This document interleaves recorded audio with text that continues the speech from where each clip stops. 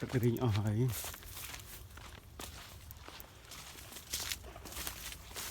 Thì mình cho chắp đây. Bỏ má mình chắp đó. Trôi tật trâu đấy. Trôi tật trâu đấy chứ. Trời mà bao lên máu. Đi ná tay nè. Đi ná nó lơ mến. Ủa đánh. Nó mốc. Tôi mốc. Chồm vậy. Wow.